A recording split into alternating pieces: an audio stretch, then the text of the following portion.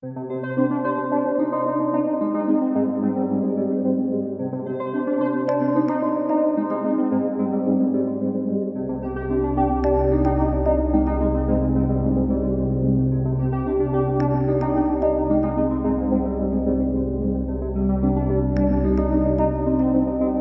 this episode of Scammer Stories, a niece who turned on her superpowers while trying to protect her uncle from his demise during a romance scam. You're going to hear some pretty incredible things from a woman who wasn't even the daughter of the victim. Christine's uncle was battling some pretty bad demons due to PTSD. When she finally was able to see him in person due to his reclusive lifestyle, it was bad. Be sure to stay tuned to the end of the episode for an update after we did the interview. When all this started, at that point in his life, what was going on? Well, I didn't realize how bad his drinking was and his depression. He also has TBI and PTSD, all that stuff, because he's a retired veteran and he's a recluse. And so in January, he told me, yeah, I may have met somebody. And so I was happy for him. But then it turned into where the more he talked about her, my husband and I were like, this sounds like a scam. Because they told him that he won the publisher's clearinghouse, but he would have to pay the taxes. And then when it's like, wait a minute. And then when he had his stroke and I came down here early part of May, of course, I went straight to the hospital. But then when I came to the house, I saw nothing but rum bottles and Coke cans. And then I went through his phone and they were telling each other that they loved him. And I saw the transactions of everything that was going on. And it's horrible. It broke my heart because for years, I would always be like, hey, I'm going to come down and visit. And he'd be like, oh, well, I'll let you know. Well, now I know it's because he was in this alcoholic depression. And he didn't want me to see the way his house was because when he got divorced, he moved here to Texas in 2017 to take care of my mom, his sister, who had stage 4 cancer, and she died a month later. And then my dad died 4 months later. And I was already in Northwest Arkansas, so he's been stuck here. And his outrageous spending and alcoholism. And then here recently, I didn't know how bad he was spiraling because he puts up a good front because he's a very proud man. I didn't realize how bad it was. And now with police being involved, because now a transaction he did with them, they frauded somebody else under his name. And it's just, oh. Okay, hold on. Let's take a second to let Christine describe this because many family members have tried to get the police involved. Okay, what happened with that is I saw a text message where they're like, hey, we'll help you out. We'll give you $20,000 and you only pay back $3,000, I think it was. But then it turned into a $17,000 deposit onto his credit card, but then it was automatically reversed. And then the same amount was taken out of somebody else's account in Florida, but the wire transfer was under my uncle's name. Okay, and then the police got involved. How? Yes. When it was reported there in Florida, they called my uncle's phone, which, I have possession of. And so I talked to her and I was like, listen, I have power of attorney over him due to his health and mental state and all that. You can talk to me. An interesting tidbit because we've heard from so many family members who have power of attorney and it really didn't do what they'd hoped. This is a big plus in that department. And she was like, yeah, they stole his identity. And so now I'm waiting. He's with a credit union that's for veterans, and I'm waiting for them to accept my POA so we can go through line by line and try to recoup the money because it's over $80,000 that these people took from him. And it just blows my mind. It started off as they told him that he won $7.2 million with the publisher clearinghouse. And then, my uncle's lonely and he was like, she really likes me and we started a relationship. She's going to come from New York and come and stay for a few weeks. And then reading the novel of text messages, I see how she was playing him, and it was just unbelievable. And she called like a week after he went into the hospital. When I answered, she was like, "Oh, where's Tom?" And I was like, "Tom's not available. This is his niece. Who's this?" "Oh, well, hi. Is this Christine? I'm Stephanie. He told me all about you." I was like, "What relationship do you, or what business do you have with my uncle?" And she goes, "Oh, no business. We're in a relationship." And I was like, "Whatever relationship you think you had with him is done. Do not ever call." And she was like, "Why are you being so rude? I can't believe this." And I was like, "Honey, I haven't started to be rude." Did she have an accent or did she sound young? What? Yes. She had an accent and she does sound young. She probably sounds like anywhere from late 20s to mid 30s. I always ask about accents to try and pinpoint the country, but it's tricky due to the scammer's education for the most part. For example, I know a woman in Spain who teaches English, but like UK style English, not American. And I was floored when she spoke English to me and she sounded like she was from London. That's just the style she learns. Same kind of thing. And she sent like pictures, saying that was her. And she sent a picture of her face and she was a young, exotic woman. And then another one where she was in a towel, but only showed from her shoulders to her mid thigh, like she was just getting out of the shower. And Lordy, What? Now, what did her accent sound like? Where do you think she was from? I don't know. I was so pissed and I just wanted to chew her out and get her off the phone. But it was like not Mid Eastern, not Asian, not Pakistan, but honestly, like a combination of those, if that makes sense. Did she stop calling after that? Oh, yeah. Oh, yeah. Because I Oh. was not nice. And there's another one named Mr. Carter, because Mr. Carter and Stephanie were working together, because I saw the text messages from Mr. Carter saying, "Please call Stephanie, she loves you and she's sad." And I think that's when my uncle was realizing, "I'm done. Y'all have taken, over $80,000 of my money. I'm done. Please call Stephanie." And Mr. Carter, when I confronted him, because when I asked him, I was like, when he called and I was like, "What business do you have with my uncle?" "Oh, we're working on a project." And I was like, "Okay, what's the project?" "Well, I'm not at liberty to say." "Why is he in the hospital? Is his cancer back?" Which he doesn't have cancer. And I was like, "Well, I'm not at liberty to say. But I will tell you this: you have scammed him out of $80,000 and you will not be speaking to him again." And then he told me, he goes, "That $80,000 is laughable. You fuck." Oh my. Scammers are gross. I don't even use all those words. And I was like, "Whoa, Oh, if I you are." could see you. Oh, yes, yes. And I told him, I said, "You are so lucky that we're on the phone right now." No. Okay, so how did Mr. Carter, how was he supposed to be related to Stephanie? Her friend or a business partner or I don't know. They were just in cahoots. So I haven't put that together right now, but they were obviously working together. And so when I went through his bank statements, I'm just seeing within 5 days, he sent them $10,000. I don't know what he was thinking. He was probably drunk because, like I said, I didn't know how bad he was drinking. And he was in the hospital for 25 days, 2.5 weeks of those. He was just incoherent. And now he's in a rehab facility and he needs 75%, daily assistance. I'm trying to get him to Arkansas.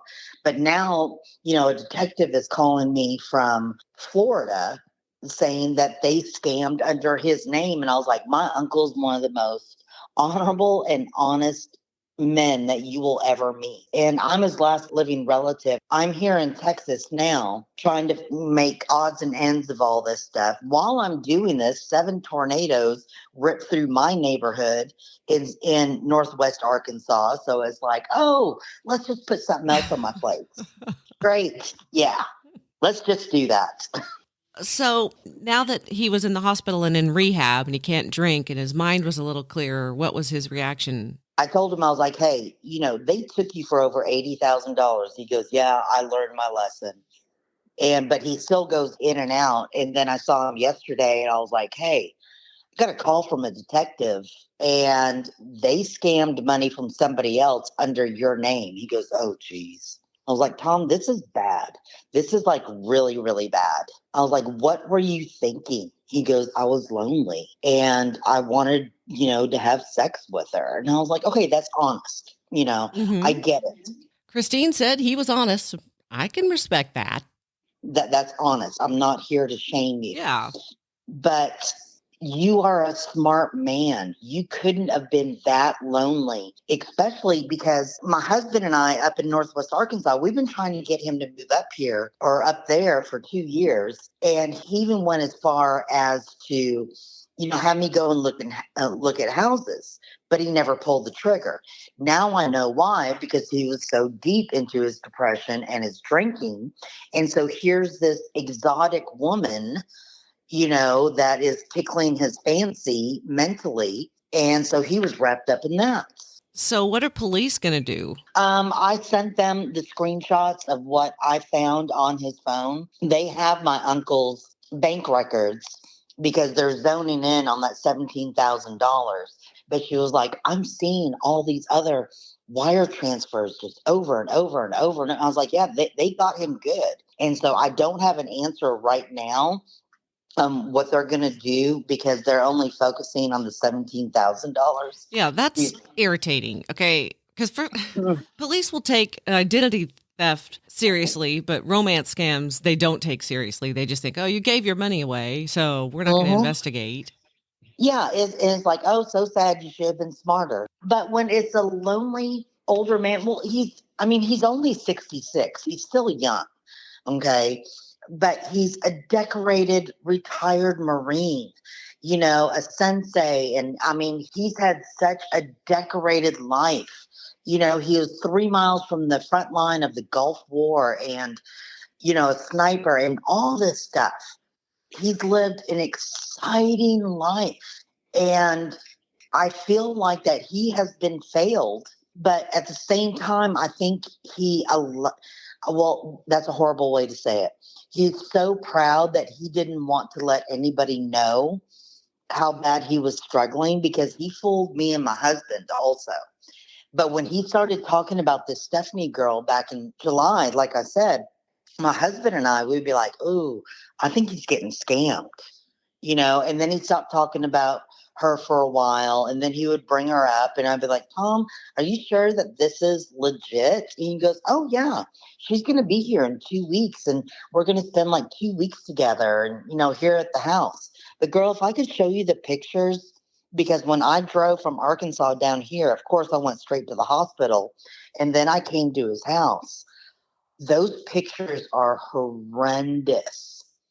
I took both of the trash bins that the city provides and I filled them both up with nothing but rum bottles, Coke cans, empty dog food bags, because he was just dumping, the dog food on the kitchen floor and letting them graze all day. It was bad. And those dogs are his life. Oh. And I know. So are you positive that he's not sending money now? Oh, well, no, because I have, possession of his bank card. I have possession of his phone. And then also I got a durable POA and a medical POA. And I've got that sent to his bank and the hospital and the rehab facilities and to the VA. So I have all that covered. So hopefully those are good enough right now until I can get the rest of the legal documents done to where there's no activity with his Navy Federal Credit Union. The approval for the POA is still pending, but when I turned it in, they're like, when this is approved, come back in and we'll go back as far as we need to and go line by line and try to get that money recouped. How they can do that, I don't know, because he willingly gave it away. So we may be out that 80 grand, but still it's worth a shot. And tell us about how you went about the POAs, how long it took, how you did it, things like that, so other people can do the same thing. Okay, well, what I did when I got here to his town in Texas, I contacted a lawyer that does like elder care, estate planning, guardianship, all that stuff.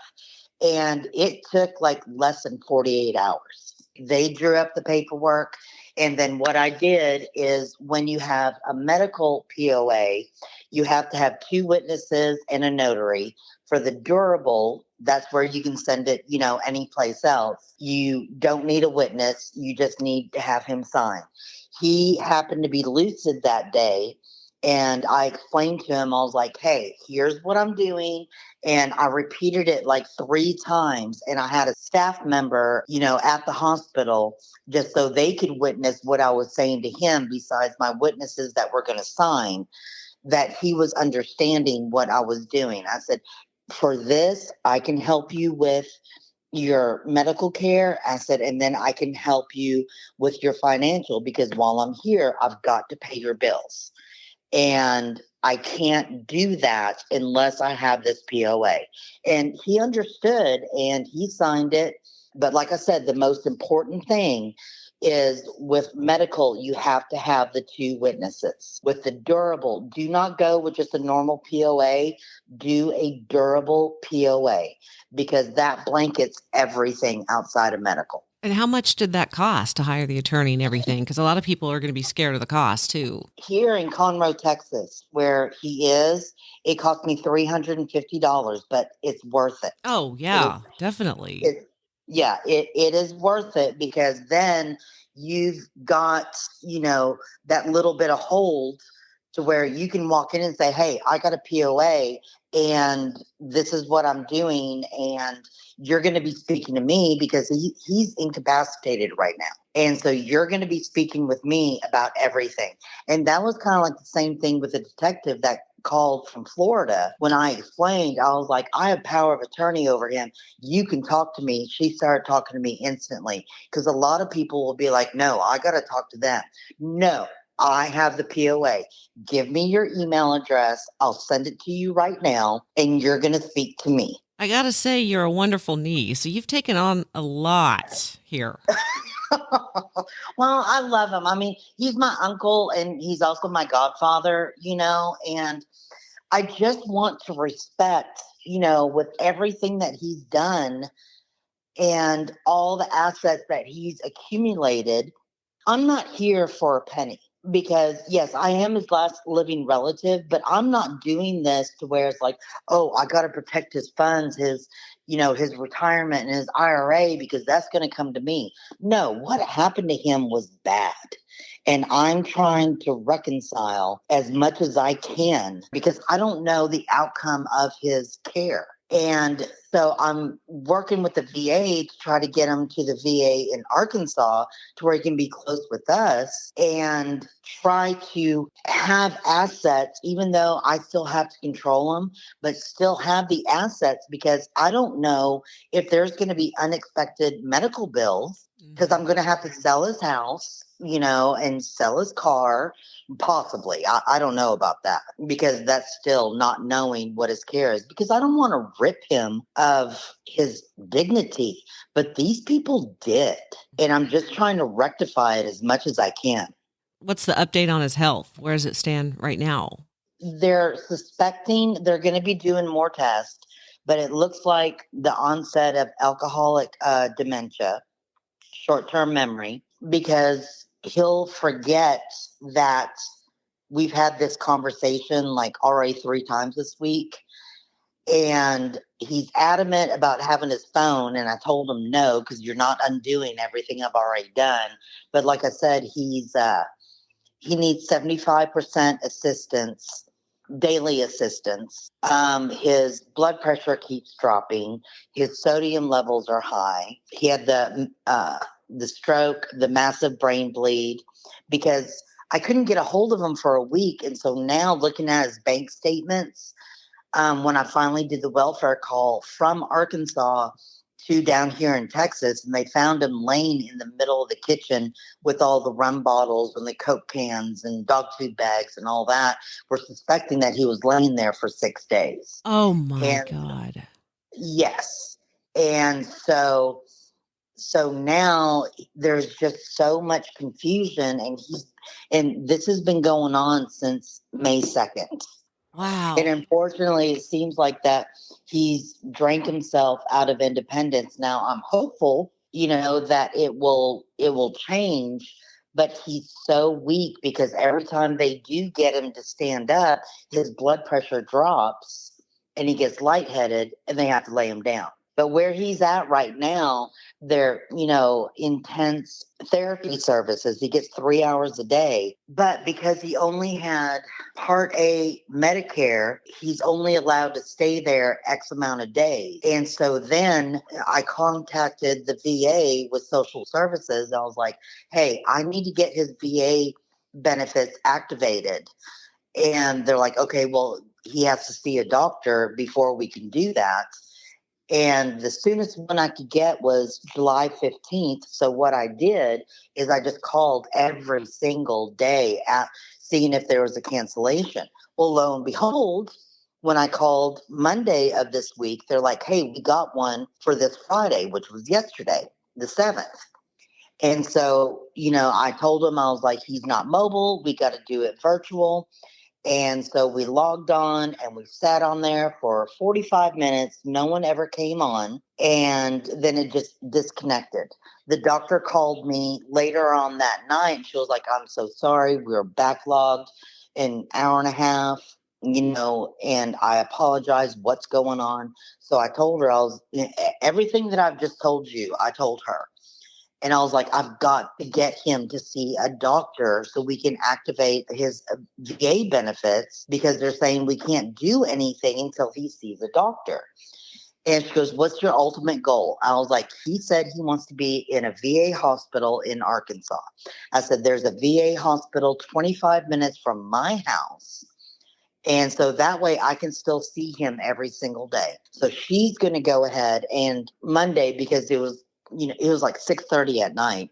She goes, I'm going to contact our social services at our local office and talk to them to see what we can do. But what a lot of people don't know is when you have a family member, loved one, or whatever that is immobile, if they're in the hospital, because she said virtual visits, it's a hit and miss because you never know how long it's going to be.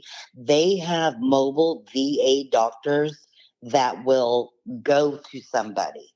So she is contacting social services for me Monday to try to get hooked up with one of those doctors to where they will go to him and try to get these services started.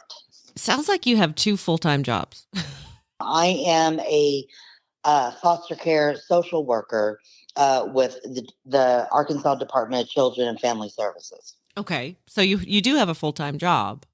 Oh, yes, yes. But I've been down here, let's see, 3.5 weeks. That sounds like kind of a stressful full-time job. So you've got two stressful full-time jobs. Yeah, and then plus the 7 tornadoes that ripped through my county Yeah. while I've been down here. It's like, yay. Oh my God. Yeah, just put it on the plate. It's okay. Yeah. It's okay. I can take more on my shoulders, Yeah, whatever. don't worry about it. But I can honestly say I could not have done this without my best friend who still lives here. She has been here every day, helping, supporting, and all this.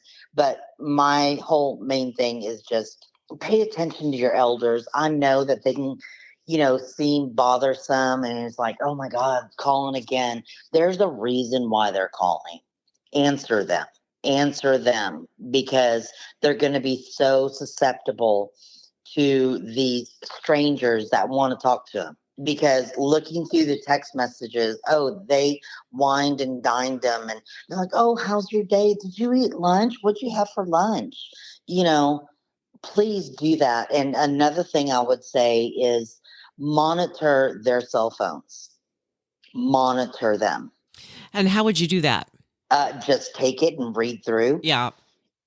I mean, because there's a point to where you don't want to dehumanize them, but at the same time, it's like, no, I have to see this. I really do. You know, if they're not looking, take their phone, go through their text messages. I would also, I think my best advice is if anyone sees that they're not acting correctly, like to their full potential, or just something shady is going on, I would suggest a POA. Especially remember the word is durable. That, I mean, there's other POAs that, yes, you can get at Staples or, you know, Office Depot or whatever. No, spend the money, get a durable POA. That way you can start submitting that to all these agencies, and they'll have your phone number, your address, and all that. You can call and just say, hey, you know, the POA is on file. You know, I need to know about this activity, whatever the case may be, and just explain to the elders, saying, listen, I'm just doing this to protect you if anything ever happens, you know, because you've mentioned to me before, if anything happens, you want XYZ done. The durable is the one that will help you be able to get into their accounts, ask questions, and all that. I think everyone needs a Christine and a Christine's best friend. Now to the update. It's not a good one. I heard from Christine shortly after we did the interview, and unfortunately, her uncle ended up passing. I did hear that she was able to get him to that VA in Arkansas, close to her house. She did everything in her power. Now, I found Christine through a radio DJ friend of mine at work. It's helpful if you can help spread the word and let me know about anyone who would make a good podcast episode. It's difficult to find people in this world to interview because they're so guarded. Some of the best episodes come from people who have just emailed me at scammerstoriespodcast@gmail.com. Until next time, Scammer Warriors.